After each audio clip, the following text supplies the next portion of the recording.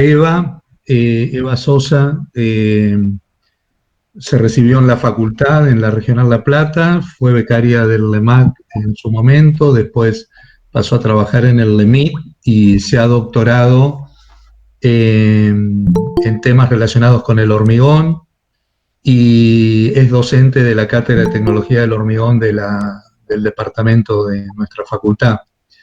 Eva trabaja muy estrechamente con lo que es reciclado de hormigones y materiales hormigones ecoeficientes. Después, Eva, si querés vos comentá brevemente lo que estás haciendo ahora, pero bueno, ahí van a tener en el curso una presentación relacionada con los ensayos en lo que es la dosificación del hormigón. Vimos la dosificación de mezclas asfálticas que dio Oscar, así que ahora seguimos con esto y como cada uno de los que han expuesto, queda un canal abierto para que todos se vinculen con esa persona para cualquier inquietud que tenga. Adelante, Eva. Bueno, muchas gracias, Gerardo, por la presentación. Hoy, como dijo Gerardo, mi línea de investigación está relacionada con los hormigones ecoeficientes para tratar de incorporar el concepto de sustentabilidad, que hoy en día, digamos, es una necesidad porque estamos frente a una crisis ambiental. Pero hoy no vamos a ver específicamente eso, sino que vamos a ver, bueno, los conceptos necesarios, un poco haciendo un repaso y una integración de los temas que vieron antes con Nicolás Batistas y con Marcelo Barreda, y ver cómo esos conceptos influyen en la dosificación y que tenemos que tener en cuenta para dosificar un hormigón, y vamos a terminar, digamos, con la explicación, o mejor dicho, todos esos conceptos después volcados a un ejemplo práctico. Cualquier duda que tengan o consulta o me quieran ir interrumpiendo durante la clase, siéntanse con la total libertad de hacerlo, así de paso es un intercambio más, por ahí más interesante para todos. Bueno, como comienzo de la clase, ¿no? Definir qué es el hormigón, ¿no? Es una mezcla que está compuesta por distintos materiales. Agua, cemento y agregados son los mínimos materiales que necesitamos para elaborar un hormigón, pero hoy en día es impensado trabajar con un hormigón que no lleve aditivos, ¿no? Y estos aditivos son sustancias que se le incorporan al hormigón para mejorar o para cambiar alguna de las propiedades características de este hormigón.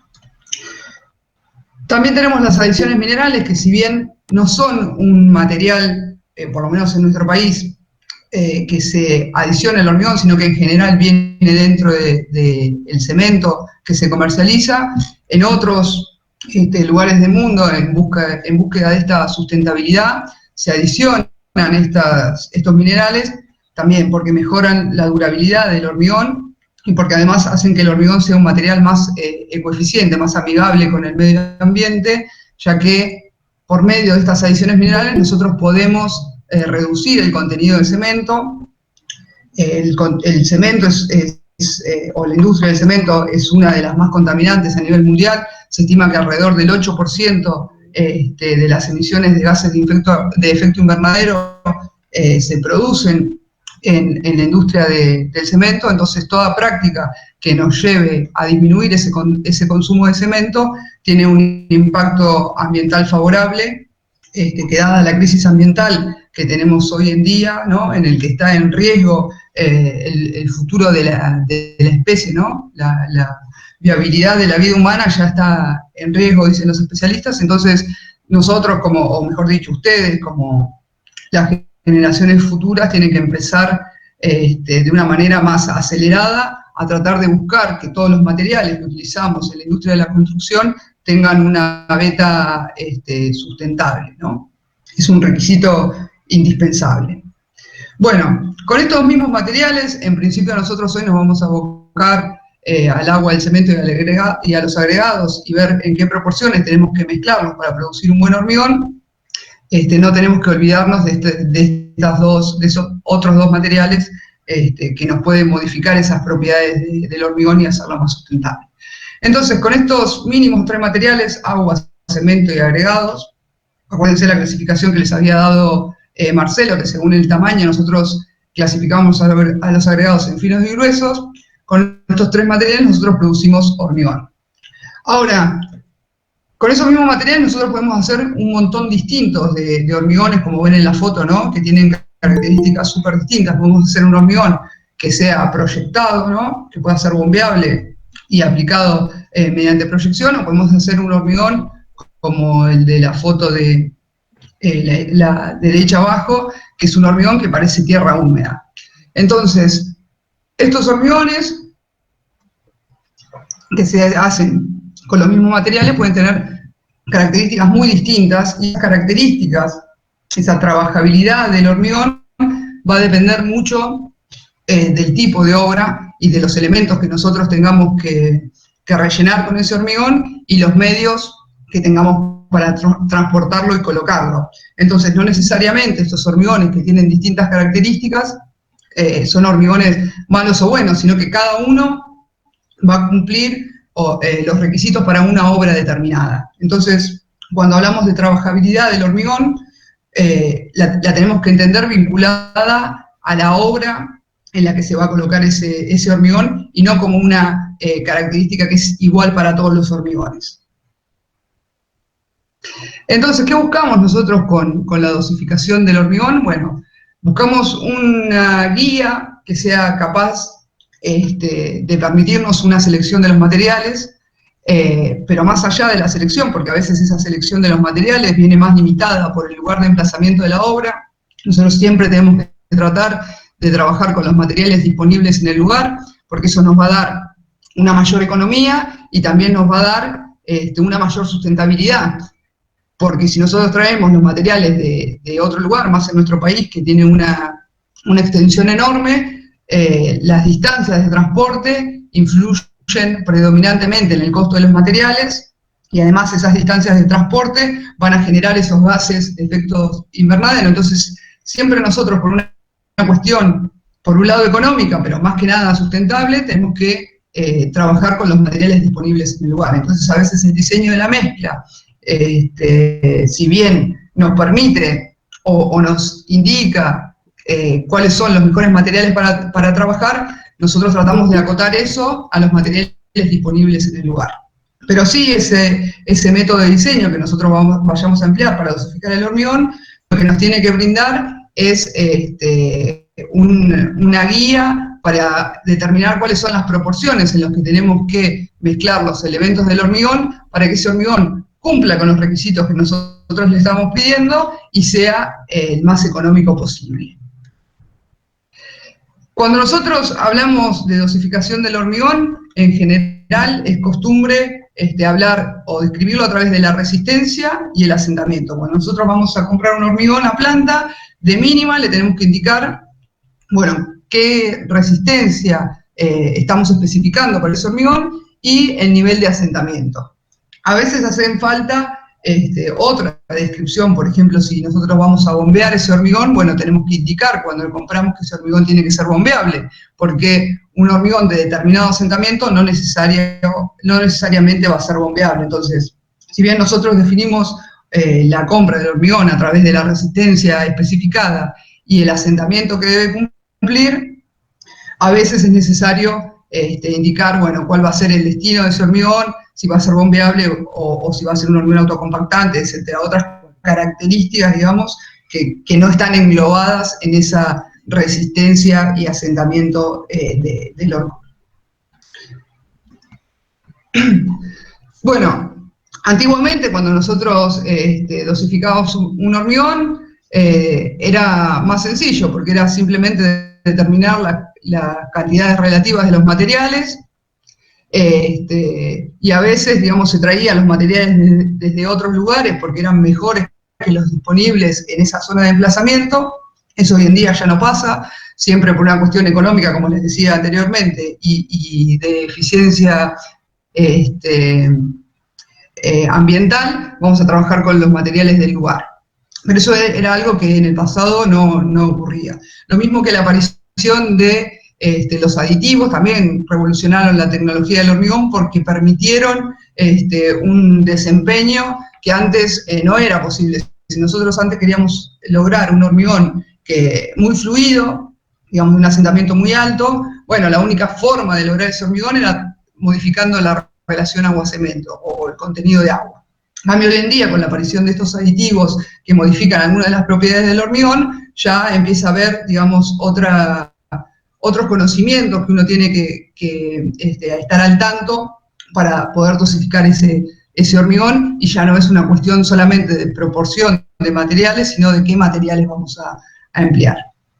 Otra de las cosas que son una premisa en el diseño de hoy es el precio del material. Si nosotros hacemos un hormigón muy bueno, pero es excesivamente costoso, bueno, difícilmente vamos a encontrar un mercado para ese hormigón. Entonces el precio es una de las determinantes del hormigón que vamos a dosificar. Y por supuesto, saber y entender que no hay un hormigón ideal para todo tipo de obra, para cualquier propósito, sino que en función de lo que nosotros necesitamos, las características de la obra, vamos a determinar cuál es el hormigón que se ajuste a esas características, y muy probablemente ese hormigón cumpla con las características de la obra nuestra, pero no sea, digamos, el mejor hormigón para otro tipo de obras. Eso es lo que tenemos que tener en cuenta para dosificar un hormigón en estos días. Entonces, como les decía, el diseño de una mezcla es un proceso que consiste en seleccionar los materiales que van a constituir ese hormigón y determinar, bueno, qué cantidades relativas voy a poner de cada uno de ellos. Con eso se termina la tarea de gabinete, pero no se termina la tarea de dosificar un hormigón, porque como el hormigón, bueno, tiene esos tres materiales, cada uno de esos materiales tiene características distintas. Por ejemplo, Marcelo les hablaba de forma y textura de los agregados, de granulometría, de tamaño máximo. Lo mismo Nico con el cemento, les hablaba de la finura del cemento, los distintos tipos de cemento que hay, etc.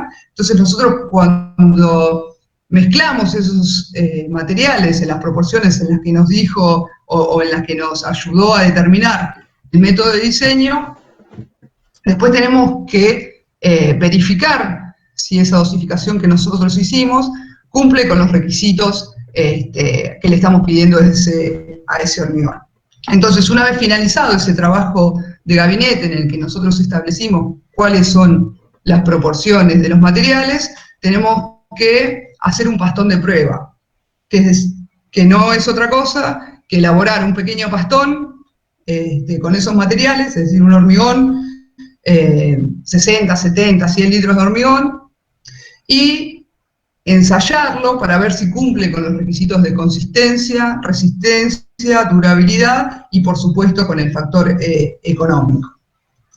Entonces, no es una tarea que simplemente se hace en gabinete, sino que después, con esa dosificación que nosotros logramos en gabinete, sí o sí tenemos que ir al laboratorio, mezclar los materiales en las proporciones que determinábamos previamente y ver si con esas proporciones alcanzamos la consistencia, la resistencia y la durabilidad requerida para ese hormigón. Y si no es así, digamos, si nosotros en el laboratorio vemos que ese hormigón no cumple con el asentamiento que le pedimos, para el cual lo dosificamos, bueno, tenemos que retocar esa dosificación para lograr que cumpla con esos requisitos. Un mínimo repaso para, digamos, tenerlo más fresco. Cuando nosotros hablamos de pasta, estamos hablando de la mezcla de agua y cemento, y esa mezcla siempre va a tener en su interior aire, porque en el proceso de mezclado queda aire ocluido. Entonces, cuando hablamos de agua y cemento, con ese aire que viene ocluido, estamos hablando de pasta. Si a esa pasta le agregamos el agregado fino, estamos hablando de mortero, y finalmente si a ese mortero le adicionamos el agregado grueso, recién ahí estamos hablando de hormigón. Nosotros podemos ver al hormigón como un material constituido por dos fases, ¿no? La fase granular, el esqueleto granular de la mezcla, que van a ser los agregados, tanto finos como gruesos, y un medio ligante que va a estar constituido por la pasta y el cemento. Cada una de esas dos fases en las que podemos dividir el hormigón tiene funciones específicas. Por un lado, la pasta de cemento, es decir, la mezcla de agua y cemento, tiene la función de llenar los vacíos vacíos existentes entre los agregados. ¿Se acuerdan, Marcelo? Les decía que nosotros teníamos en un agregado diferentes tipos de curva. Podríamos tener una curva, digamos, un agregado bien graduado, que tenga una buena distribución de tamaños, una curva en forma de S, y ese agregado va a tener entre sus partículas una menor cantidad de vacíos. O podríamos tener un agregado que tenga algún faltante en un tamaño, una curva discontinua, o un agregado, digamos, de uniforme, que tenga la mayor cantidad de sus partículas en un mismo tamaño, y eso va a hacer que el volumen de vacíos que quede entre las partículas de agregado sea mayor. Como la pasta, una de las funciones que tiene es llenar esos vacíos, cuanto menor sea la cantidad de vacíos que presente el esqueleto granular, yo voy a necesitar un menor contenido de pasta para llenarlos. Entonces, por eso es tan importante la granulometría de los agregados. Siempre lo que nosotros vamos a tratar de buscar en un hormigón, por este tema de la economía, es que tenga la menor cantidad de pasta posible que cumpla con los requisitos, ¿no? Por supuesto, no podemos poner menos de lo necesario, pero siempre vamos a tratar de poner exactamente lo necesario y no mucho más, porque eso nos va a dar una mayor economía del hormigón.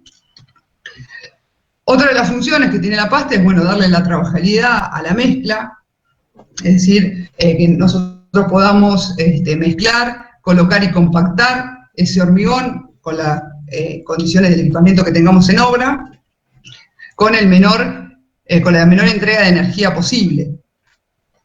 Y una vez que el hormigón esté en estado endurecido, la función de esa pasta de cemento va a ser proporcional a la resistencia mecánica necesaria para resistir las solicitaciones para la cual el material es diseñado.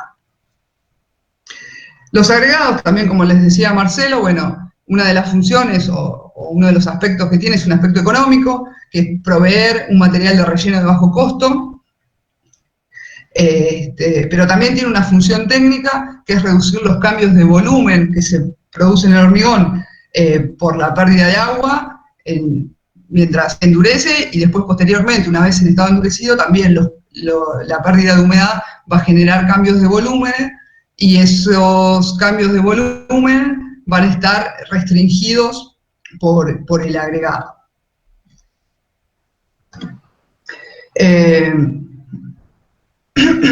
Entonces, un poco esto de entender qué función cumple cada medio, digamos, el medio ligante y el medio agregado, nos va a ayudar a entender ahora un poquito más, bueno, cuáles son esas propiedades que tiene que cumplir el hormigón y cómo nosotros podemos ir abordándolas a través del diseño.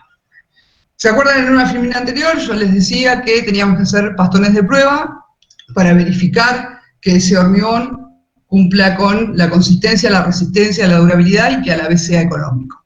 Entonces, y también les decía que cuando nosotros pedimos un hormigón a planta, tenemos que especificar de mínima cuál va a ser la resistencia y el asentamiento del hormigón.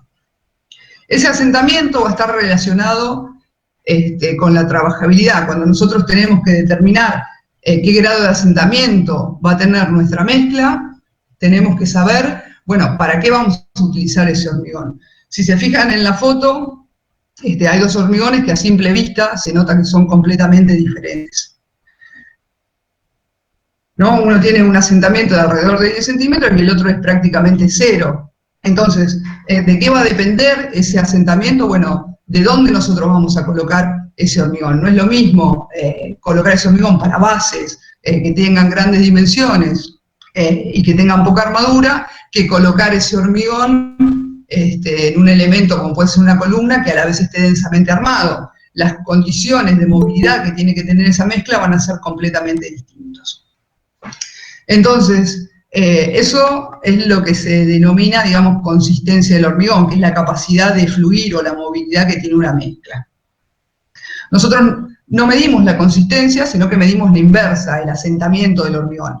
Cuanto mayor asentamiento tiene una menor consistencia, y cuanto menor asentamiento, mayor es la consistencia del hormigón. Nosotros vamos a determinar si necesitamos un hormigón con mayor o menor consistencia en función de el tipo de obra que tenemos que llenar con el hormigón, ¿no? Los elementos estructurales que vamos a llenar. Esa consistencia, que la medimos a través del asentamiento, ahora yo les voy a explicar cómo es el ensayo, pero depende de un montón de características que son las que están acá arriba, ¿no? Las utilizados, si es un cemento más fino, va a requerir una mayor cantidad de agua para cumplir con un determinado asentamiento, porque va a tener una específica. La granulometría de los agregados, por esto de los vacíos que tiene ese esqueleto granular entre sus partículas, cuanto mayor sea el vacío, mayor va a ser la cantidad de mezcla que voy a tener que utilizar para darle movilidad a ese hormigón.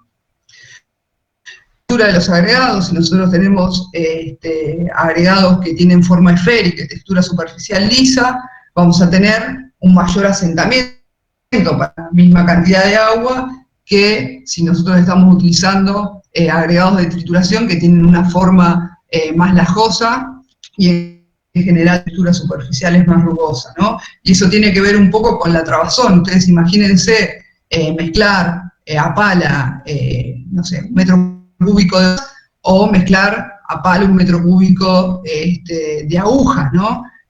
La energía que nosotros vamos a necesitar para mezclar esos dos materiales, bueno, va a ser completamente distinta. Entonces, bueno, eso es un poco la idea que se pueden hacer para entender por qué la forma y textura de los agregados influyen en la movilidad de la mezcla.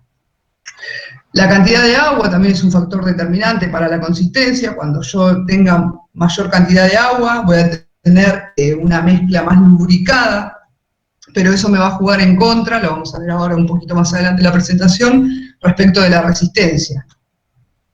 Entonces, cuando nosotros estamos hablando de hormigón, tenemos que hacer ese juego. Hay algunas características de los materiales que vamos a utilizar que nos vienen bien para el hormigón en estado fresco y nos van a facilitar la colocación y la compactación, pero después en el hormigón en estado endurecido quizás tienen un efecto adverso que va a perjudicarnos la resistencia. La cantidad relativa de pasta y de agregados también es un factor determinante para la consistencia del hormigón. Si vamos a utilizar aditivos, hay aditivos que mejoran la consistencia del hormigón y hay otros que nos pueden jugar un poco en contra respecto de esa consistencia o esa movilidad de la mezcla. El tiempo transcurrido desde el mezclado también es fundamental. Nosotros cuando terminamos de mezclar, ese hormigón va a tener un asentamiento, pero después, a partir de que el cemento se empiece a hidratar, esa mezcla va a ir rigidizando lentamente con el tiempo, entonces también es un factor determinante. La duración del estado fresco tiene que ser tal que nos permita colocar y compactar ese hormigón antes de que alcance el trabajo inicial, es decir, antes de que alcance un nivel de rigidización tal que si nosotros seguimos entregando la energía, rompamos esa resistencia del hormigón. Entonces, bueno, el ensayo que yo utilizo para medir la consistencia o la movilidad de la mezcla va a depender un poco de cuál es ese grado de consistencia. Nosotros podemos tener hormigones de consistencia plástica, hormigones de consistencia seca, como sería el de la figura derecha, o podemos tener hormigones superfluidos. Yo puse este ensayo, los demás difícilmente se los van a encontrar, digamos, en obras, salvo requisitos especiales del hormigón, pero este es el ensayo más ampliamente utilizado por la facilidad que tiene el ensayo, lo fácil que es realizarlo en obra y la cantidad, digamos, de información que nos brinda este ensayo. Porque si bien nosotros lo utilizamos para determinar el asentamiento del hormigón, que es una medida relativa de la consistencia, también, como les voy a contar ahora, nos da otra información de la mezcla. ¿En qué consiste el ensayo? Bueno, es un molde troncocónico de 30 centímetros de altura, que tiene dos aberturas, ¿no?, para permitir el llenado del hormigón. En la parte superior tiene un diámetro de 10 centímetros y en la parte inferior de 20. Nosotros tenemos que llenar este cono en 3 capas de manera invertida, ¿no? Acá en la foto está al revés de cómo lo llenamos. Lo llenamos en 3 capas de igual volumen y lo compactamos con 25 varillados por capa, con una varilla normalizada, tiene 16 milímetros de diámetro y tiene una punta semisférica. Y una vez que nosotros llenamos el molde con esas 3 capas compactadas, lo levantamos lo damos vuelta, como está acá en la figura, ponemos la varilla y medimos cuál es el descenso del material al medio del cono respecto de la parte inferior de la varilla, que no es otra cosa que la altura del monte. Esa medida que nosotros determinamos es el asentamiento del hormigón, que es con lo que lo vamos a pedir en obra. Es el requisito, digamos, que tiene que cumplir ese hormigón para asegurarnos que lo podemos colocar y compactar con los medios que tenemos en obra. Ahora, si nosotros pasamos sobre esta masa de hormigón una cuchara de canto, ese mismo ensayo nos permite ver qué cantidad de mortero tiene ese hormigón. Imagínense si yo paso una cuchara en los dos hormigones que tengo en la foto, en el de la izquierda voy a barrer con esa cuchara un poco de pasta, y en el de la derecha difícilmente pueda barrer algo, ¿no? Se me va a trabar la cuchara y el contenido de pasta o de mortero que me lleve después va a ser prácticamente nulo. Entonces, con ese simple hecho, como barrer una cuchara en la masa del material, puedo tener una idea si a ese hormigón que acabo de dosificar le sobra o le falta mortero. Si yo detecto que tiene un excedente de mortero, lo que puedo hacer es bajar el contenido de pasta y ver si aún así me sigue cumpliendo con el asentamiento. Si yo logro bajar el contenido de pasta, voy a tener un hormigón más económico. O por el contrario, me puede suceder al revés, que yo barra con la cuchara y no tenga ningún exceso de pasta, y eso puede ser, dependiendo de la movilidad que yo busco, puede ser bueno o no. Y otro de los datos que me otorga este ensayo es, si yo agarro esta misma varilla con la que compacté la mezcla, dándole unos golpecitos, ni muy fuerte ni muy leve sobre esta masa del hormigón, yo puedo ver cómo se deforma. Si esa deformación que sufre al entregarle la energía por medio de esos golpes es homogénea, es decir, el material se mantiene unido y se deforma como una única masa, yo puedo decir que ese hormigón tiene una buena cohesión. Ahora, por el contrario, haciendo eso, puede ser que el hormigón no se deforme como un solo bloque, sino que empiece una segregación en la que caiga, digamos, hormigón para todos lados, y eso me está hablando de que ese hormigón le falta cohesión y me permite intervenir en la dosificación, es decir, ir a retocar esa dosificación que hice en gabinete para que ese hormigón tenga una mayor cohesión, y eso va a ser, digamos, bueno para el hormigón.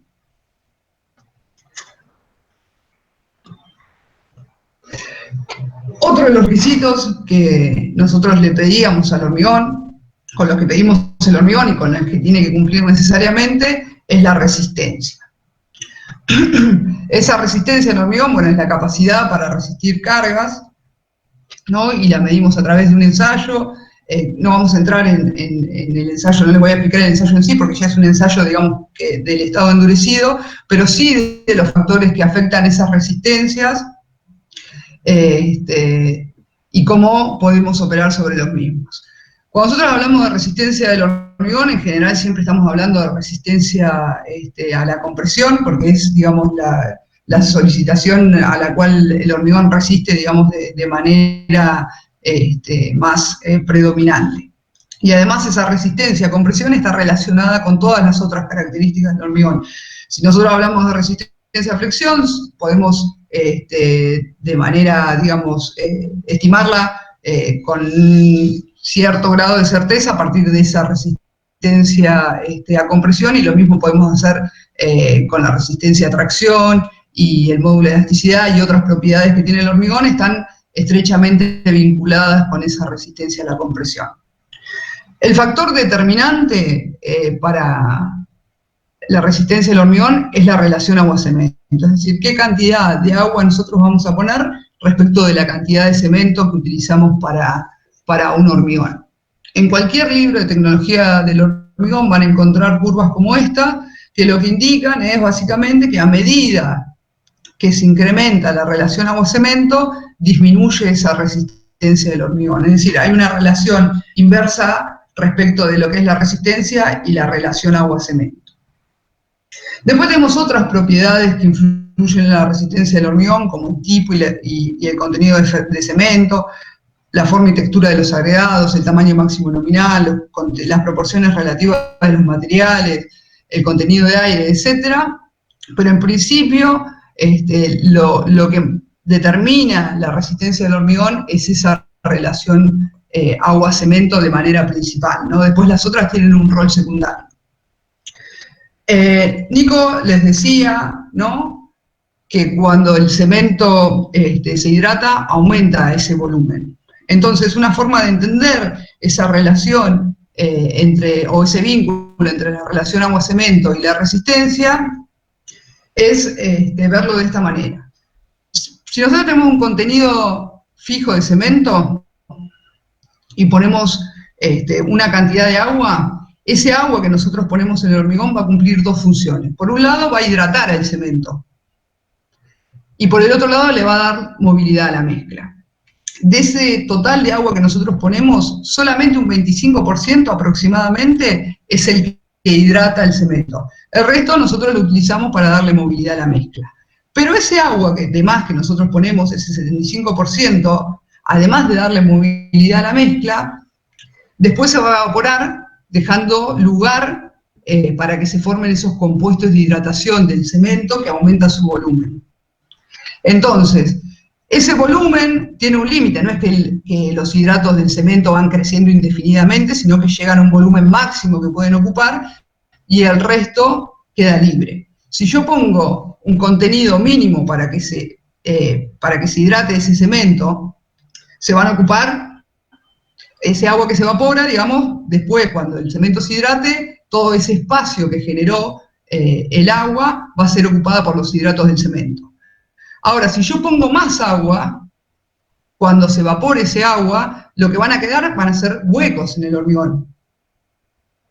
Y esos huecos que quedan en el hormigón son espacios en los que no están llenos de material. Por eso es que disminuye la resistencia conforme aumenta la relación agua-cemento, porque el agua que se evapora no alcanza a ocuparse ese espacio por los hidratos del cemento, entonces quedan huecos, nosotros los llamamos poros, pero no es otra cosa, digamos, que huecos en la masa de hormigón, y siempre que haya huecos en un material, sea hormigón o sea el material que sea, la resistencia de ese material se va a ver disminuida.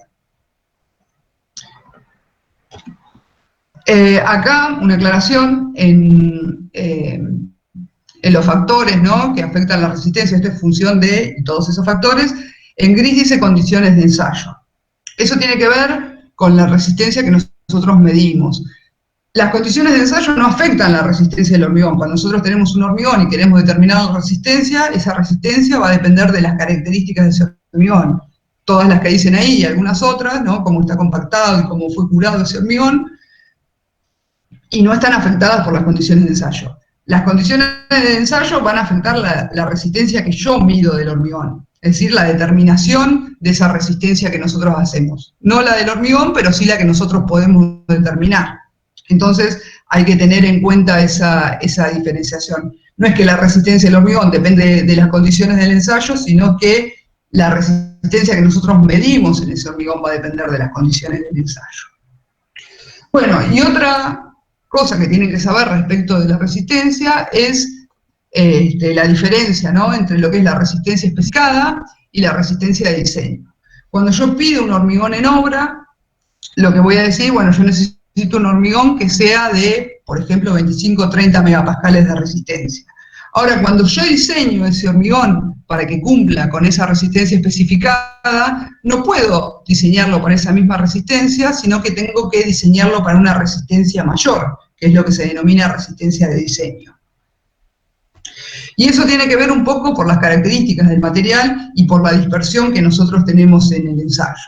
Entonces el reglamento lo que nos dice es que esa resistencia de diseño, es decir, cuánto mayor tiene que ser la resistencia para la que yo diseño la mezcla respecto de la resistencia con la que tiene que cumplir, va a depender del control de calidad que tenga la elaboración de ese hormigón. No es lo mismo un hormigón que está sujeto a un estricto control de calidad, es decir, donde cada una de las operaciones y las características de los materiales están bien determinadas, que cuando yo no tengo ningún tipo de control sobre los materiales o sobre el proceso de elaboración del hormigón. Entonces el reglamento divide en dos modos la forma de controlar esa resistencia de diseño, ¿no? Precisamente teniendo en cuenta eso, cuando la planta opera con un sistema de calidad o cuando, a pesar de operar con un sistema de calidad de la planta, no es suficientemente uno como para diseñar por el modo 1. Y la diferencia entre esos modos es, bueno, cuánto mayor tiene que ser esa resistencia para la cual yo diseño la mezcla respecto del requisito que tiene que cumplir. Si se fijan, no es para que se aprendan la fórmula ni mucho menos, sino que es a modo de ejemplo, ¿no? Esta es la resistencia de diseño y esta es la resistencia especificada. Fíjense que respecto del modo 1 y respecto del modo 2, la fórmula es la misma, pero ya de entrada tengo que dosificar una mezcla que tenga 5 megapascales más de resistencia que si yo tengo un buen control de calidad en la elaboración del hormigón.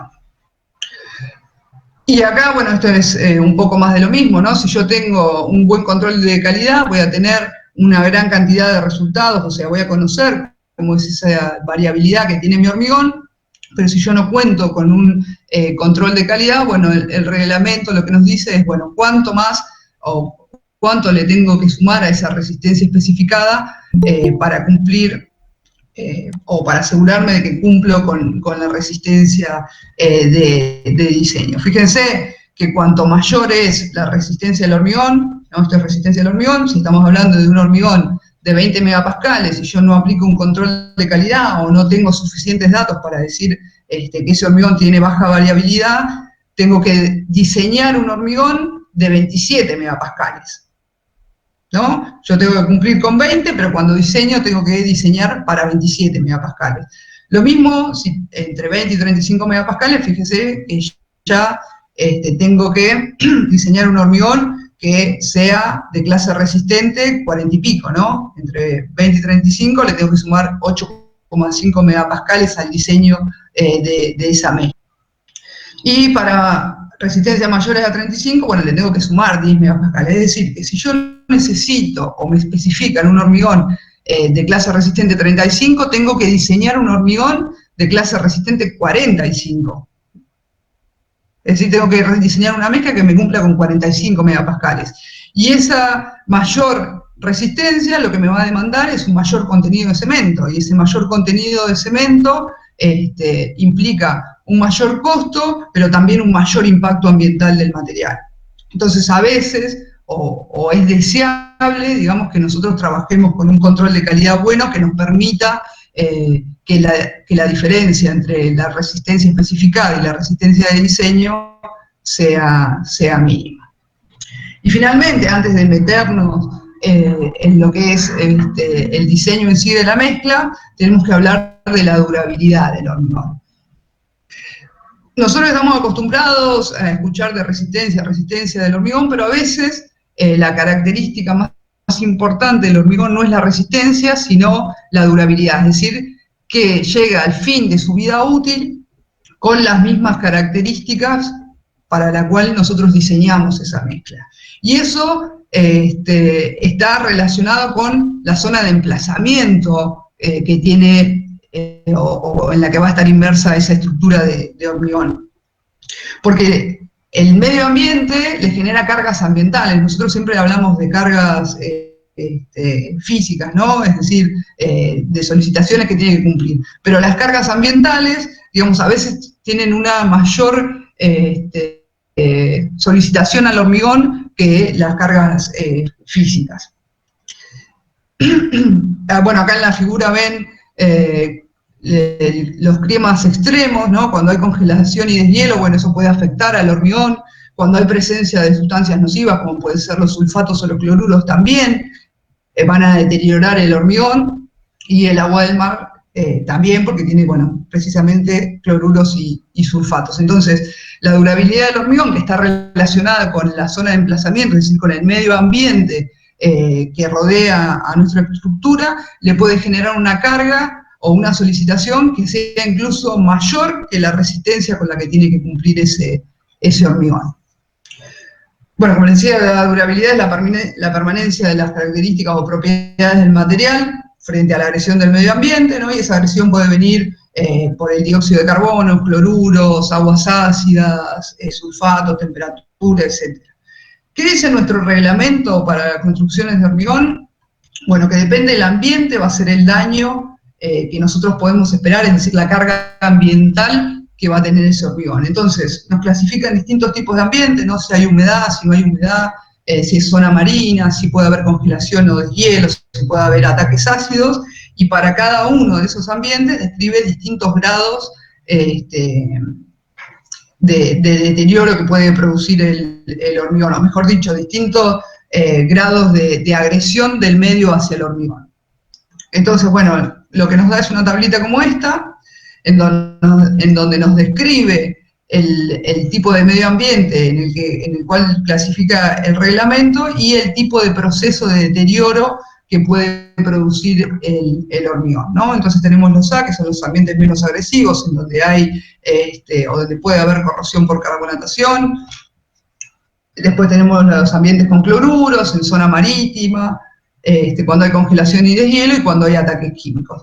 ¿Por qué es importante esa distinción entre los ambientes? Porque después, en función del tipo de ambiente en el que clasifica el reglamento, nosotros vamos a tener un requisito de resistencia y un requisito de relación agua-cemento máximo. Si se fijan, para cada uno de los ambientes nos especifica el reglamento, bueno, cuál es la máxima relación agua-cemento que nosotros podemos utilizar en el hormigón y cuál es la mínima resistencia del hormigón con la que tenemos que cumplir. Además nos da otros ensayos con los que tiene que cumplir el hormigón para determinar la durabilidad. Entonces, cuando nosotros dosificamos un hormigón, una de las cosas que tenemos que hacer es determinar cuál es esa relación agua-cemento, ¿no? Entonces, por un lado vamos a tener una relación agua-cemento que tiene que ver con la resistencia que tiene que cumplir ese hormigón, y por el otro lado vamos a tener una relación agua-cemento que va a estar relacionada con la durabilidad de ese hormigón.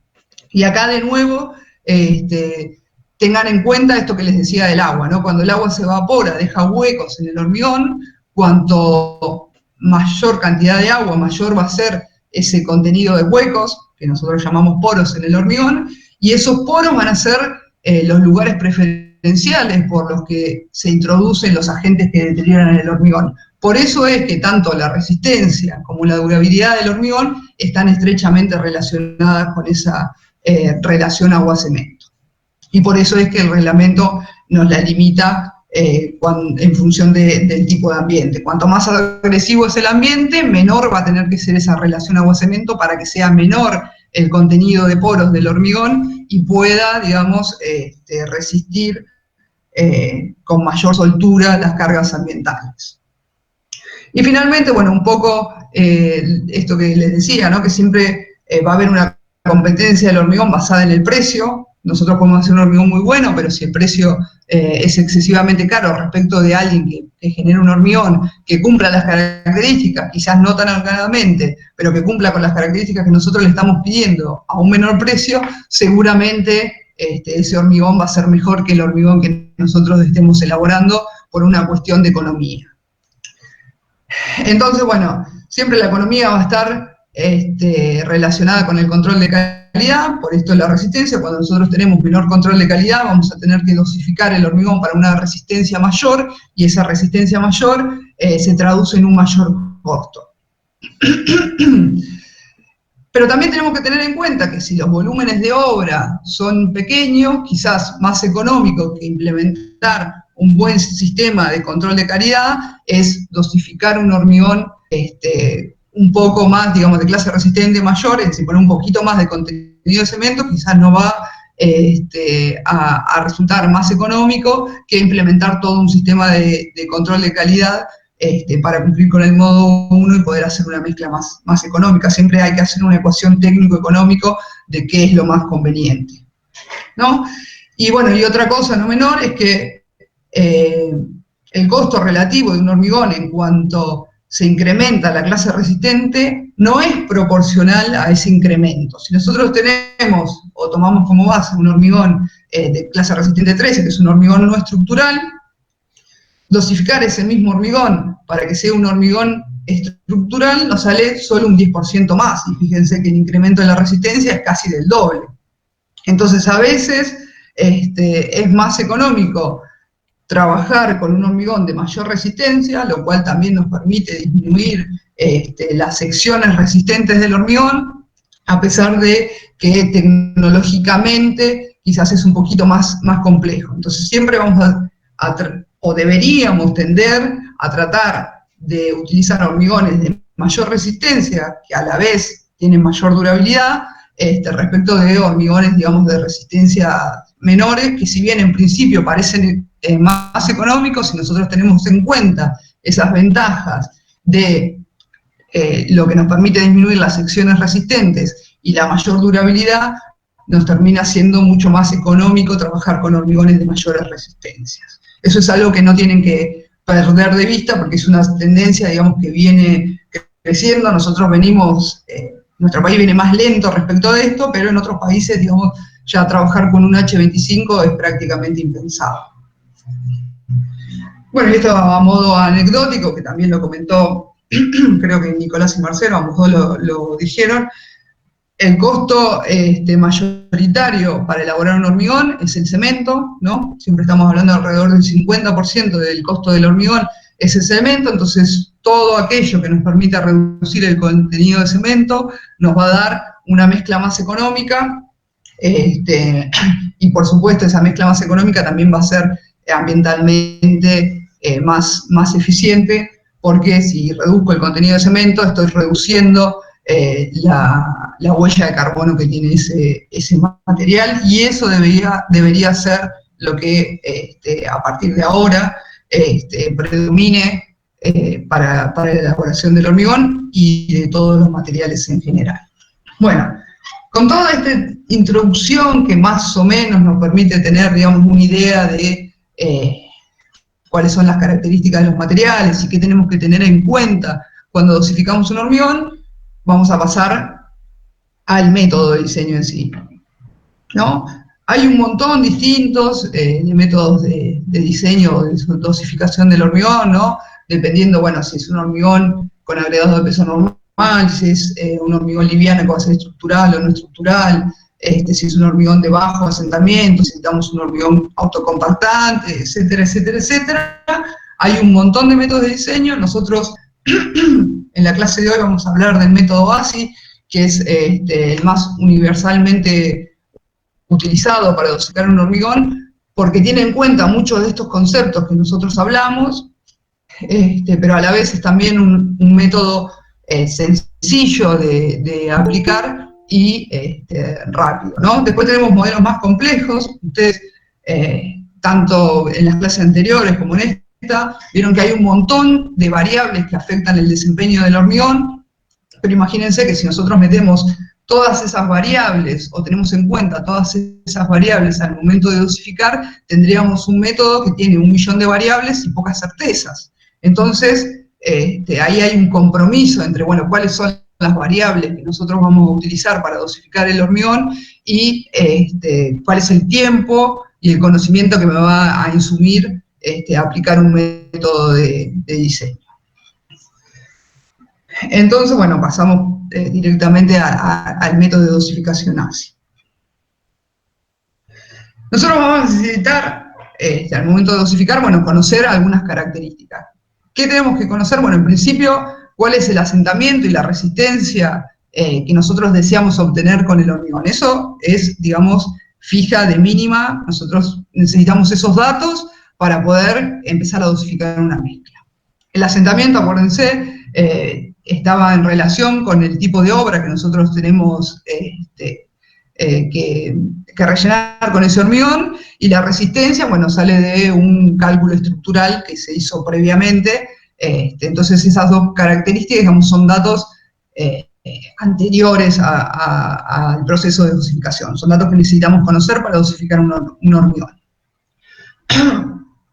Las características de los agregados también digamos, cuando nosotros vamos a dosificar ya tenemos que tener establecido, bueno, qué tipo de agregados vamos a utilizar y cuáles son las características, y con las características, digamos, sería bueno saber todas las características del agregado, pero en principio los datos que necesitamos para dosificar un hormigón, bueno, es el peso unitario, el tamaño máximo nominal del agregado grueso, el módulo de finura del agregado fino, la densidad, la absorción y la humedad del material. Si ese hormigón va a tener aire o no, si nosotros vamos a, o sea, aire va a tener siempre, pero nosotros podemos, por ejemplo, cuando tenemos alguna componente ambiental o cuando nosotros necesitamos dosificar ese hormigón para que resista de una manera más predominante la durabilidad que la resistencia, lo que vamos a tener que hacer es incorporarle, en la mayoría de los casos, incorporarle aire a ese hormigón. Si nosotros incorporamos aire, lo que estamos haciendo es ponerle huecos a la masa de hormigón, y esos huecos van a atentar, digamos, contra la resistencia. Entonces, bueno, eso es algo que tenemos que saber, si vamos a trabajar con aire incorporado o no. ¿Cuál es la máxima relación agua-cemento en peso? Acuérdense, la relación agua-cemento podría ser fijada por resistencia o por durabilidad, ¿no? La menor de las dos va a ser con la que yo tenga que trabajar. Si yo tengo un requisito de resistencia de un hormigón de 25 megapascales, puedo trabajar, por ejemplo, con una relación agua-cemento de 0,5. Ahora, si por durabilidad el reglamento me dice que la máxima relación agua-cemento que puedo utilizar es 0,4, yo voy a tener que elegir la de 0,4, que me cumple simultáneamente con el requisito de durabilidad y con el requisito de resistencia. ¿Cuál es el mínimo contenido de cemento con el que tengo que trabajar? A veces los pliegos dicen o nos indican que tenemos que trabajar con un contenido mínimo de cemento, y a veces no. Cuando no digan nada, nosotros lo sacamos directamente de la dosificación, pero siempre que el pliego nos indique un contenido mínimo de cemento, por más de que por dosificación o por requisitos de ese hormigón yo pueda poner un contenido menor, tengo que trabajar con el mínimo de contenido de cemento que me indica el pliego, ¿no? Y después, bueno, saber si vamos a utilizar algún tipo de cemento especial, si vamos a utilizar adiciones minerales, o si vamos a trabajar con aditivos, porque a veces la interacción de esos aditivos, nosotros buscamos la modificación de una determinada característica, pero nos influye en otra, y eso es algo que tenemos que tener en cuenta al momento de dosificar, porque si no, no vamos a lograr cumplir con los requisitos que nosotros le estamos pidiendo a ese hormigón. Entonces, ¿cómo empieza una dosificación de un hormigón? Bueno, con una tablita, como la que está acá, en donde nosotros ponemos, bueno, cuáles van a ser los materiales que vamos a utilizar en ese hormigón. De mínima va a ser agua, cemento, agregados, ¿no? Acá dice AG y AF, agregado grueso y agregado fino, y aire en el hormigón. Por más de que nosotros no incluyamos aire de manera intencional, acuérdense que durante el proceso de mezclado siempre hay cierta cantidad de aire que queda ocluido en el hormigón. Después tenemos una columnita, ¿no?, en la que dice volumen, y eso tiene que ver, cuando nosotros dosificamos una mezcla de hormigón, la hacemos para un volumen de 1 metro cúbico, ¿no? Y lo dosificamos en volumen al hormigón. Más allá que después nosotros ponemos los materiales en peso, cuando nosotros dosificamos un hormigón es una dosificación en volumen, que después nosotros transformamos en peso, y por eso es necesario conocer la densidad de los materiales que intervienen. Y después, lo vamos a ver un poquito más adelante, o cuando terminemos, digamos, el proceso de dosificación, vamos a ver algunas correcciones que se hacen sobre los agregados en función del tipo de, o mejor dicho, en función del estado de humedad que tienen esos agregados. Entonces, bueno, ¿por dónde empezamos cuando tenemos que dosificar una mezcla? En principio, como les decía, nosotros tenemos que saber el asentamiento y tenemos que saber la resistencia de ese hormigón. Entonces, si nosotros no tenemos idea de qué asentamiento requerimos de ese hormigón, en función del tipo de estructura que nosotros tenemos, bueno, hay tablitas que nos indican cuál es el asentamiento mínimo o máximo de ese hormigón con el que tenemos que trabajar para poder, digamos, llenar de manera eficiente esa estructura. Entonces, lo primero que vamos a hacer, en función de la estructura o de los elementos estructurales a llenar, es elegir, bueno, cuál es el asentamiento de ese hormigón. Necesitamos conocer el tamaño máximo nominal del agregado, ¿no? Y tenemos que tener en cuenta que cuanto mayor sea el tamaño máximo del hormigón, menor va a ser el contenido de pasta que nosotros necesitamos. Si nosotros tenemos un agregado con una buena graduación granulométrica, acuérdense, va a tener un menor contenido de vacíos y eso nos va a dar un menor contenido de mortero en el caso del agregado grueso, ¿no? Y siempre, bueno, tenemos que cumplir con estos requisitos para el agregado grueso. El tamaño máximo nominal del agregado va a tener unas limitaciones en función de la dimensión de los encofrados, del espesor de la losa o de la separación de las armaduras. Bueno, ¿qué hacemos con esto, no? Nosotros tenemos el asentamiento, un dato que conocemos es el tamaño máximo nominal del agregado, y eso nos permite determinar el contenido de agua. Porque hay un señor que allá por el año 1920 y pico se puso a hacer un montón de hormigones con distintos tamaños máximos de agregados y encontró una relación inversa entre el contenido de agregado y la fluidez que tiene esa, perdón, no el contenido, el tamaño máximo del agregado y la fluidez que tiene esa pasta. Que encontró que a medida que se incrementa el agregado, el tamaño nominal del agregado grueso, decrece el contenido de agua que yo tengo que poner en ese hormigón para obtener un determinado asentamiento. Entonces, generó unas tablitas, ¿no? En el que para distintos tamaños máximos nominales de los agregados, fíjense acá, ¿no? Uno de los datos que yo entro es el tamaño máximo del agregado, y otro de los datos con los que entro, las dos variables para determinar el contenido de agua, es el tamaño máximo nominal del agregado y el asentamiento. El tamaño máximo, por esa relación que hablábamos antes, a medida que se incrementa el tamaño máximo del agregado, disminuye el contenido de agua que yo tengo que poner para lograr un determinado asentamiento. Entonces, con esos dos datos, yo lo primero que puedo conocer de esa dosificación que voy a hacer, bueno, es cuál va a ser el contenido de agua que tengo que poner en ese hormigón para cumplir con el requisito de asentamiento. Entonces, bueno, ¿qué hago precisamente? Es decir, bueno, tengo un agregado de X tamaño máximo nominal y necesito un asentamiento de tanto, bueno, busco en la fila y columna, cuando se cruzan, ese es el contenido de agua que voy a utilizar en el hormigón. Y otro dato que nos da la tabla es, bueno, qué cantidad de aire aproximada queda ocluida en el hormigón al utilizar esas cantidades de agua con ese tamaño máximo nominal para un determinado asentamiento. Esta tabla que nosotros vemos acá, si se fijan acá arriba, dice hormigón sin aire intencionalmente incorporado. Es decir, cuando yo trabajo con un hormigón convencional, como conocemos hasta ahora, entro a esta parte de la tabla.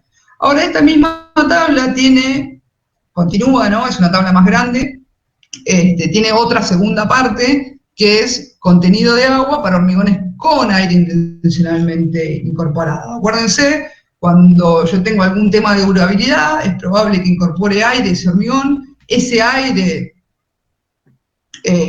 actúa como si fuera un agregado fino. Entonces, al tener un agregado fino que no tiene roce, porque es aire y el aire no tiene roce, para el mismo tamaño máximo nominal y asentamiento de ese hormigón, voy a tener un contenido de agua distinto. Fíjense, por ejemplo, si yo determino un asentamiento de 75 a 100 milímetros, a 100 milímetros, perdón, esto no es centímetros, ¿no? Es milímetros.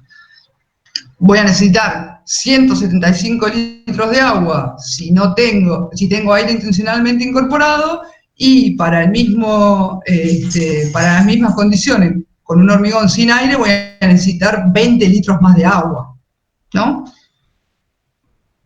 Y en la tabla de abajo, acuérdense, la primera columna, si se quiere, de esta tabla, nos decía, bueno, qué cantidad de aire aproximada quedaba ocluida en el hormigón al mezclarlo. En esta parte de la tabla, cuando estamos trabajando con aire intencionalmente incorporado, ese contenido de aire que vamos a incorporar al hormigón de manera intencional a través del uso de aditivos, va a estar en correspondencia, bueno, con cuál es el grado de ataque de ese medio ambiente del hormigón. Si va a ser un ataque débil, moderado o extremo, ¿no? Y en función de eso va a ser, bueno, qué contenido de aire tiene que tener ese hormigón. Entonces, una vez que tenemos el tamaño máximo y el asentamiento, podemos determinar, bueno, cuál es el contenido de aire y cuál es el contenido de agua que vamos a tener en ese hormigón. Y lo que hacemos precisamente es completar esas columnitas. Fíjense, yo tengo el tamaño máximo del hormigón, tengo el asentamiento, bueno, puedo completar acá donde dice 1, ¿no? El peso seco del agua, el volumen del agua, porque conozco la densidad, y el contenido de aire, y empiezo de a poquito a llenar esa tablita.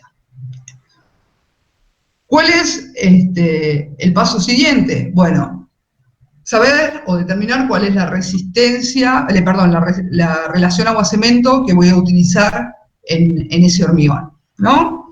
Entonces también tenemos tablas que nos dicen, en función de la resistencia a compresión con la que yo tengo que diseñar en la mezcla, bueno, cuál es la máxima relación agua-cemento que puedo utilizar. Y si se fijan, tengo dos columnas, una con aire intencionalmente incorporado y una sin aire intencionalmente incorporado, y en función de eso cambia la relación agua-cemento.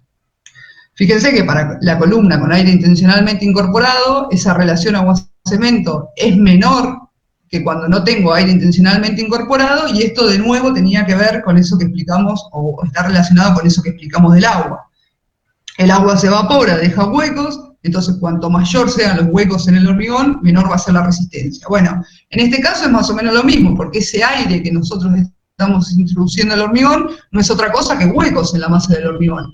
Entonces, necesariamente, para cumplir con una misma resistencia, voy a tener que bajar ese contenido de agua del hormigón para que los huecos que deja el agua al evaporarse sean menores, porque ya de por sí voy a tener más huecos porque incorporé aire en ese hormigón.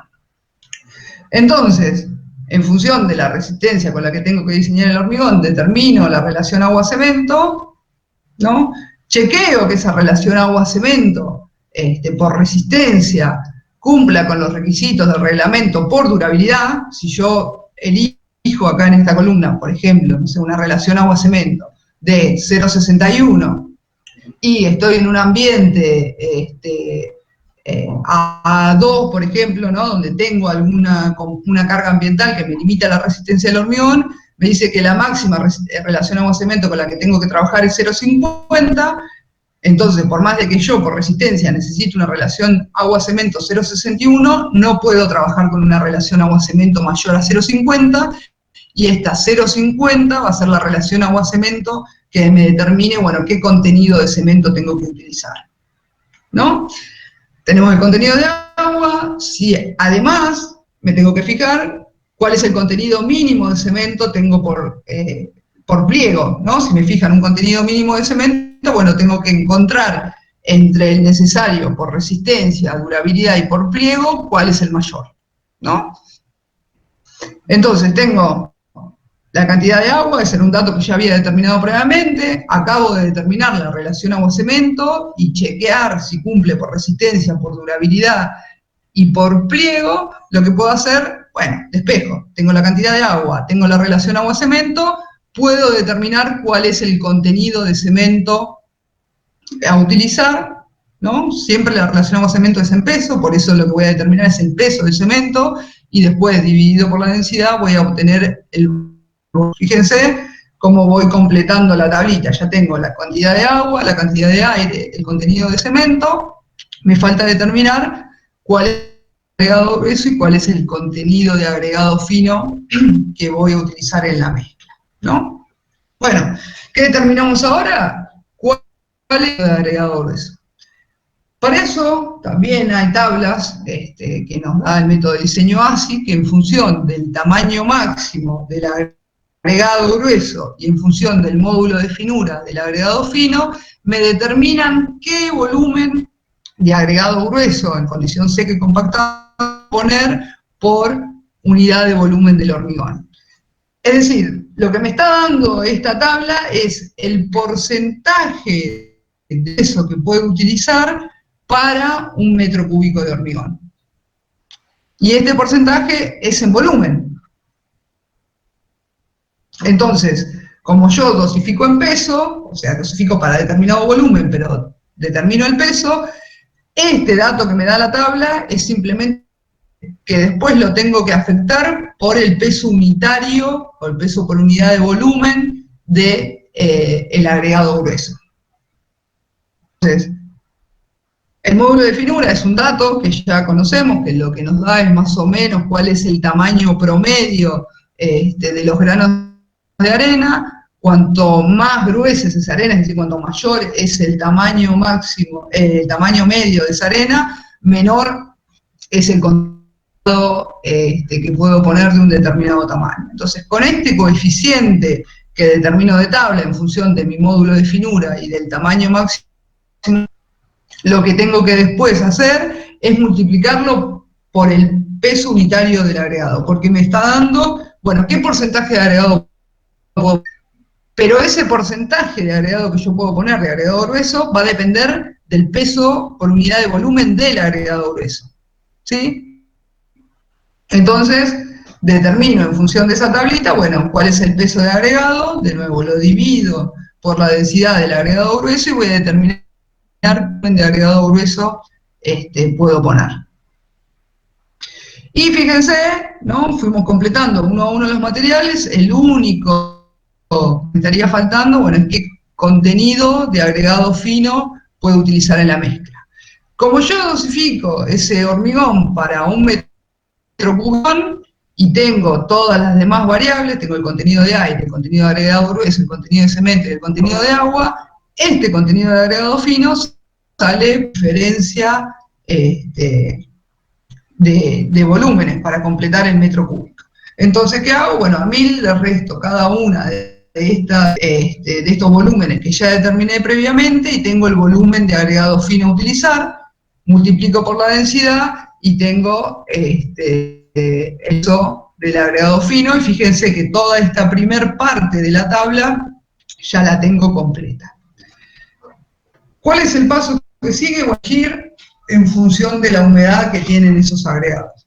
Si se acuerdan, cuando Marcelo dio la unidad de agregado, les dijo que el agregado puede tener diferentes condiciones de humedad, ¿no? Puede estar completamente seco, que se llama seco hasta peso constante, puede tener cierta cantidad de agua en su interior, pero no que sus poros estén completamente saturados, y eso se llama seco al aire. Estar en una condición ideal en la que todos los poros internos de ese material están llenos de agua, pero su superficie está seca. O puede pasar que todos los internos estén llenos de agua, pero que además tenga una película de agua superficial. ¿Por qué es importante esto? Porque la única condición de equilibrio que tiene un agregado es esta, ¿no? Cuando está en condición saturado superficie seca. Es decir, cuando la humedad que tiene es igual a la absorción de ese material. Todos los poros están llenos de agua, pero no tiene agua superficial.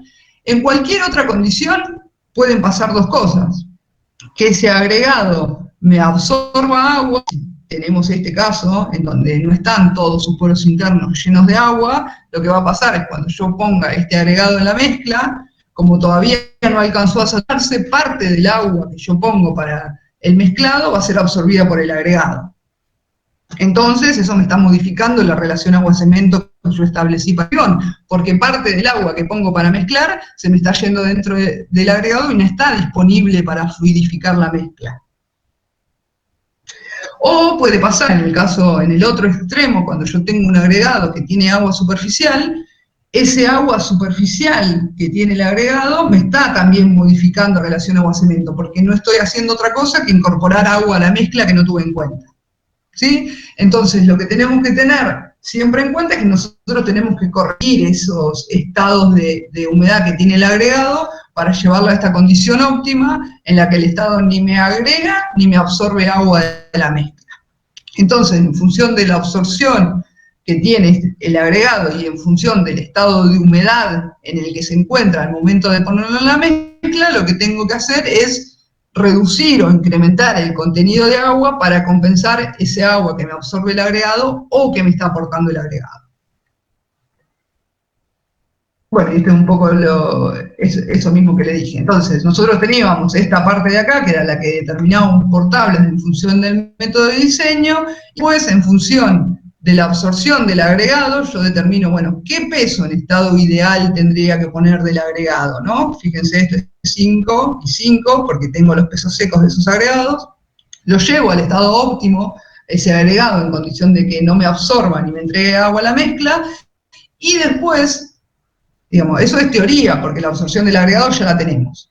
Pero después tenemos que corregirlo en función de, bueno, cuál es el estado real de humedad que tienen esos agregados. Y en función de eso, en comparación con esta columna del estado óptimo, es cuando yo determino finalmente, bueno, cuáles son los pesos exactos de cada material que tengo que poner en el estado de humedad que tiene. Y finalmente, como les decía, eso es todo trabajo de gabinete. Nosotros hasta ahora solo hicimos cuentitas más sencillas, más complicadas. Ahora lo vamos a ver con números reales para que se entienda o para que se visualice un poquito mejor. Esa era, digamos, como la receta del paso a paso que tendríamos que hacer, y ahora lo vamos a hacer con números. Una vez que terminé todo ese trabajo de gabinete, de cuentas, y tengo una dosificación en la que determiné, bueno, qué peso de cada uno de los materiales tengo que poner en la mezcla, lo que voy a hacer son los pastones de prueba, para verificar si efectivamente obtuve el grado de asentamiento que buscaba, la resistencia que buscaba, bueno, y la durabilidad, en ese material que dosifiqué con las proporciones que dosifiqué. Y lo que nos aporta también el método ASI, bueno, es esta tablita en la que nosotros, cuando hicimos el pastón de prueba, si verificamos o vimos que alguna de las propiedades que buscábamos del hormigón no la obtuvimos, bueno, ¿cómo puedo corregir o cómo puedo modificar esa mezcla para que sí cumpla con los requisitos que nosotros queríamos? Entonces, si nosotros,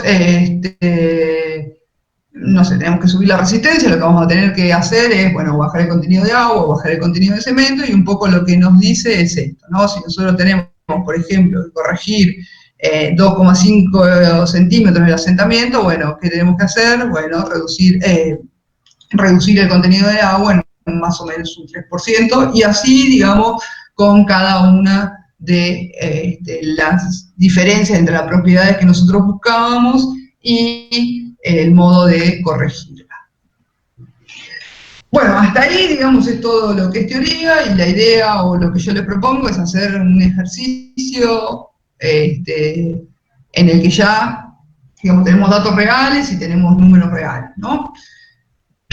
Entonces, bueno, ¿cuál es la idea del ejercicio? Es dosificar un hormigón que va a estar destinado al pavimento en zona de congelación y deshielo, es decir, nosotros vamos a tener una carga ambiental, ¿no? En donde vamos a tener sales descongelantes, y esa exposición o esa carga ambiental va a ser extrema. Ese hormigón tiene que cumplir con un asentamiento de 25 a 50 milímetros, es decir, 2,5 a 5 centímetros. Ese es el rango de asentamiento con el que nosotros vamos a trabajar. El tamaño máximo nominal de ese agregado que vamos a utilizar va a ser 20 milímetros, un poco chico para el pavimento, pero bueno, ya está puesto así. Vamos a tener que incorporar aire, ¿no? Por esta cuestión de que vamos a tener congelación y deshielo en ese hormigón. Entonces, la forma de aliviar ese deterioro que se puede producir en el hormigón por los ciclos de congelamiento y deshielo es incorporar aire. Y además sabemos que tenemos una resistencia de 30 megapascales. Estas son, bueno, las características de los agregados. Tenemos la densidad, la absorción, el contenido de humedad, el peso unitario, el módulo de finura y demás, todos esos datos que nosotros necesitábamos para dosificar el hormigón, que sale de los ensayos que ya les explicó Marcelo sobre los agregados. Nosotros determinamos esas propiedades que necesitamos y elaboramos la tablita donde ya no tenemos crucecitas, sino que tenemos en cada uno de los materiales, bueno, cuál es la densidad, y por supuesto esta columna de total en el volumen siempre la tenemos porque dosificamos para 1 metro cúbico de hormigón. Entonces, ¿qué teníamos que hacer? Bueno, determinar en principio cuál es el contenido de agua que nosotros necesitamos para ese hormigón. En este caso, como estamos trabajando con aire intencionalmente incorporado, nos vamos a ir a la parte baja de la tabla, acá donde dice hormigón con aire intencionalmente incorporado, y para el asentamiento que nosotros teníamos, que era de 3 a 5 y 20 milímetros de tamaño máximo nominal, necesitamos un contenido de agua de 165 litros, ¿no? Y también sabíamos, porque nos lo decía el estado del problema, o nos decía los requisitos en función de la zona de emplazamiento, sabemos que vamos a tener que incorporar aire, que esa solicitación ambiental va a ser extrema, entonces el contenido de aire que nosotros tenemos que incorporar es un 6% del volumen del hormigón. Ese 6% en porcentaje, digamos, cuando yo lo llevo a volumen, son 60 decímetros cúbicos de aire. El contenido de agua en peso y en volumen, porque la densidad es una, entonces ya tenemos estos datos el hormigón que vamos a elaborar. ¿Qué era lo siguiente que hacíamos? Bueno, determinar en función de esa resistencia que nosotros necesitábamos, cuál es la máxima relación agua-cemento que vamos a utilizar. En este caso, como estamos trabajando con aire intencionalmente incorporado, para la resistencia de diseño del hormigón vamos a necesitar una relación agua-cemento máxima de 0,46, ¿no? Tengo que checar acá si por requisito de durabilidad puedo utilizar esa relación agua-cemento o si tengo que elegir una más baja, ¿no? Fíjense que en este caso, como estamos en congelación, en zona extrema y con sales descongelantes, lo que me dice el reglamento es que la máxima relación agua-cemento que puedo utilizar es 0,40. Yo necesitaba, digamos, por resistencia, podía utilizar una relación agua-cemento de 0,46, pero como por durabilidad necesito una relación agua-cemento más baja, si no ese hormigón no va a cumplir con su vida útil, sino que se va a deteriorar antes, entonces tengo que la resistencia máxima que puedo utilizar es 0,40, perdón, la relación agua-cemento máxima a utilizar es 0,40, y la resistencia mínima de ese hormigón son 35 megapascales, y no ya 30 como necesitaba por resistencia. Es decir, ese pavimento de hormigón va a tener que cumplir con la resistencia de 30 megapascales, pero por durabilidad el reglamento me exige que la resistencia mínima de ese hormigón sea 35 megapascales. Entonces, voy a adoptar una relación agua-cemento máxima de 0,40 y no 0,46 como necesitaba por resistencia. Fíjense eso que les decía yo al principio de la presentación, que nosotros cuando hablamos del hormigón siempre tenemos en cuenta el asentamiento y la resistencia, pero a veces esas cargas ambientales que va a tener que resistir ese hormigón son más demandantes que la propia resistencia con la que tiene que cumplir, ¿no? Y fíjense cómo eso, en este caso del ejemplo, determina, bueno, cuál es la máxima relación agua-cemento que tengo que utilizar en ese hormigón. Tengo el contenido de agua, acabo de determinar la relación agua-cemento, despejando, ¿no? Determino, bueno, qué peso de cemento voy a utilizar, que en este caso serían 413 kilos de cemento, lo divido por la densidad y tengo el volumen de cemento a utilizar. Me falta determinar el contenido de agregado grueso y el contenido de agregado fino. Bueno, ¿qué hago? Voy a esta otra tablita, ¿no?, que me daba ese porcentaje, ese coeficiente, que después multiplicado por el PV me va a dar el contenido de agregado que voy a poner en el hormigón. Entro con el módulo de finura del agregado fino y el tamaño máximo nominal del agregado grueso y determino, bueno, cuál es ese coeficiente que voy a utilizar para determinar el contenido de agregado grueso. Ese coeficiente lo multiplico por el PV, que era uno de los datos del problema, estaba por acá, por esos 1.600 kilos por metro cúbico de hormigón, y lo que me va a dar es, bueno, que necesito 992 kilos de agregado grueso. Finalmente, bueno, acá ya está puesto, pero acuérdense, digamos, nosotros habíamos determinado el agua, el cemento, acabamos de determinar el agregado grueso, tenemos el contenido de aire, nuestra incógnita ahora es el contenido de agregado fino. por diferencia en volúmenes, es decir, a 1000 le resto cada uno de los volúmenes que determiné previamente y tengo, bueno, cuál es el volumen de agregado fino que voy a utilizar. A ese volumen lo multiplico por la densidad y voy a obtener el peso en condición seca del agregado.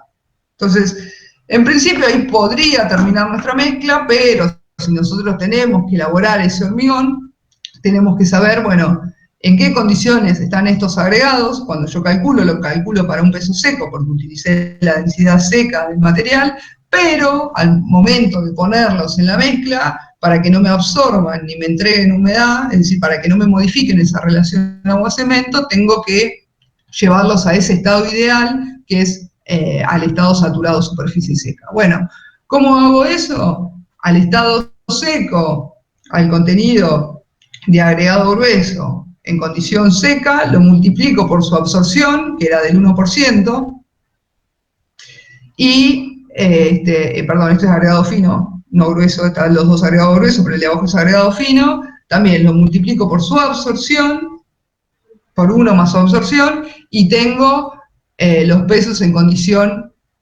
saturado superficie seca.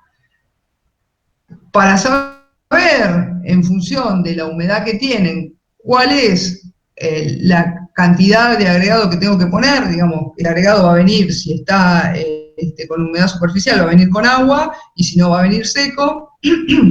Entonces lo que tengo que hacer, bueno, es esta misma cuentita que hice, nada más que en lugar de poner la absorción, como está acá explicitado, voy a poner, bueno, la humedad, que también era un dato que me daba el ejercicio.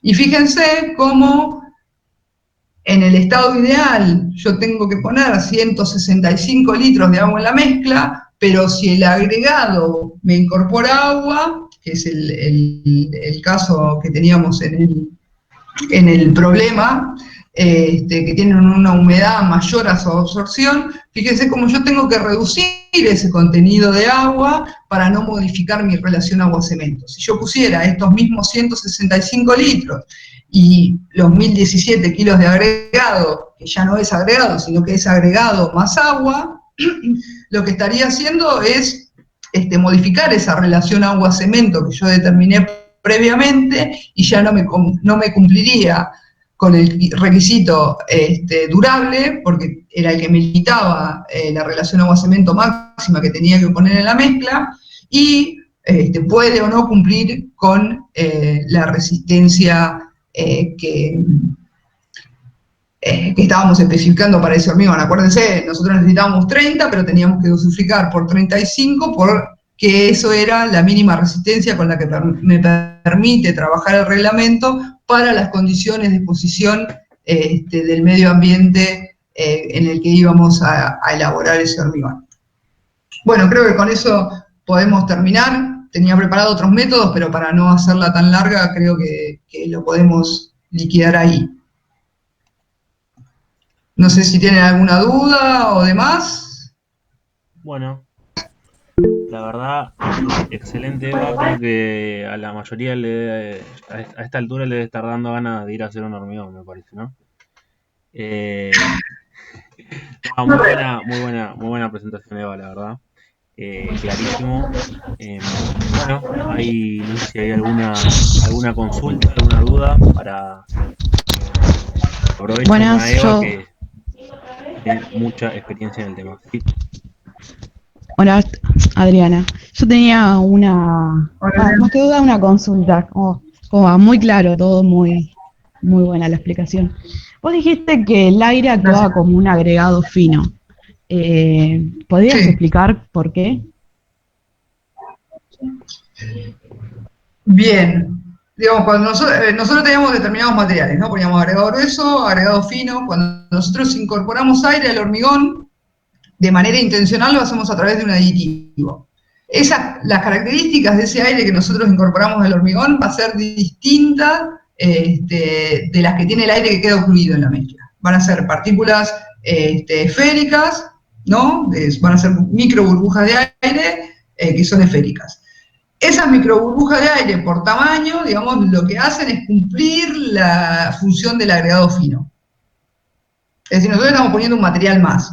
dentro del cemento no entra, lo metemos del lado del esqueleto granular. No es, digamos, un agregado, pero cumple esa función.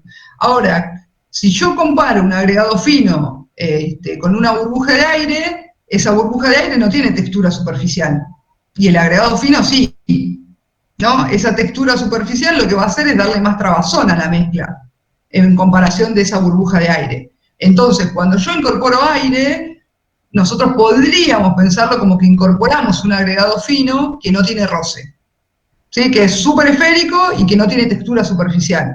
Entonces, por eso es que ayuda a la movilidad de la mezcla. ¿Sí? ¿Quedó claro eso, Adriana? Sí, sí, gracias.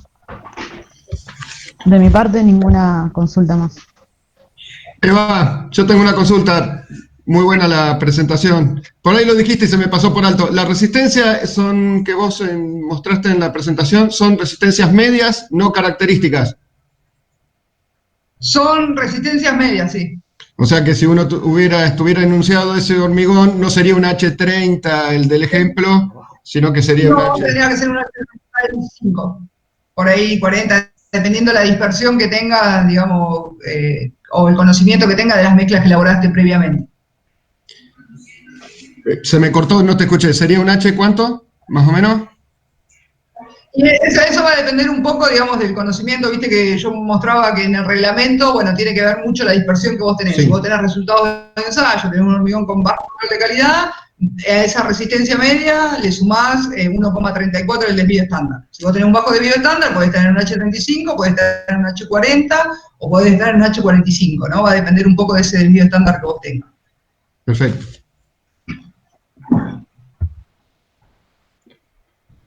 Bueno, ¿alguna otra Bueno, duda? si no hay duda, Ahora les paso por el chat el cuestionario que armó Eva. Vamos a estar subiendo la clase en YouTube, y yo igual de todas formas les paso la clase después junto con Ahí tenés una pregunta en el chat. ¿Cómo? Ahí tenés una pregunta en el chat. Ah, sí. Ah, perdón, no la había visto. Sí. ¿Estás leyendo, Eva? No te la digo. sí, trato de tener un hormigón con asentamiento 8 más menos 2 para pavimento especificado y me lleva un mixer con 15 centímetros de asentamiento. En ese caso se rechaza y a los 20 minutos aparece el mismo mixer en obra. ¿Qué se hace en ese caso? Bueno, en principio, digamos, bueno, a los 15 minutos no, seguramente va a pasar un tiempo un poco más amplio, ¿no? De esos 15 minutos, porque si en 15 minutos, digamos, pierdes asentamiento, difícilmente vas a lograr colocar si tienes una pérdida, digamos, tan rápida de asentamiento, difícilmente vas a tener el tiempo necesario para colocarlo y compactarlo. En principio, digamos, vos tenés solo el ensayo de asentamiento para decirle, bueno, si cumple con el asentamiento o no. O sea, que ponele que, no sé, volvió a la media hora de ese mixer y ahí sí cumple con el asentamiento deseado. En principio no podés hacer demasiado porque es algo que vos no conocés. Por eso es tan necesario el control de calidad. Vos lo que vas a hacer con ese mixer que te llevó es moldear las probetas, ¿no? Curarlas al pie de obra o llevarlas, digamos, para un curado normalizado. Y después, digamos, también tenés el ensayo de PV, pero no te va a decir nada, te va a decir si hay cambios entre un mixer y otro. O sea que en el primer mixer, si te llegó con el asentamiento bien, vos no sabés si antes tenía un asentamiento mayor o no. De todas formas, digamos, en principio, deberías, si vos sabés que es el mismo camión y demás, es una cuestión de pelearse con el del mixer, ¿no? Porque vos no tenés forma de saberlo o no. Ahora, es raro que eso suceda, porque si viene un mixer con 15 centímetros de asentamiento, es porque el superfluidificante ya está utilizado, ¿no? Yo les decía, es imposible pensar en un hormigón que viene de planta en el que no se use asentamiento.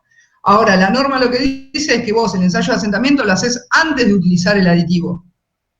Entonces, en ese sentido, digamos, sería medio imposible que te venga con un hormigón de 15 centímetros de asentamiento en el que todavía no le hayas utilizado el aditivo. O sea, vos ya, eso es un indicador de que ese hormigón viene de otro lado y que ya fue rechazado en otro lado.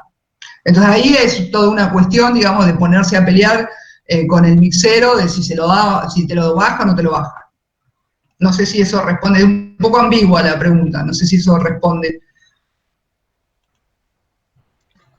Quedó clara la parte en que hay que pelearse con él. Y con el de la planta.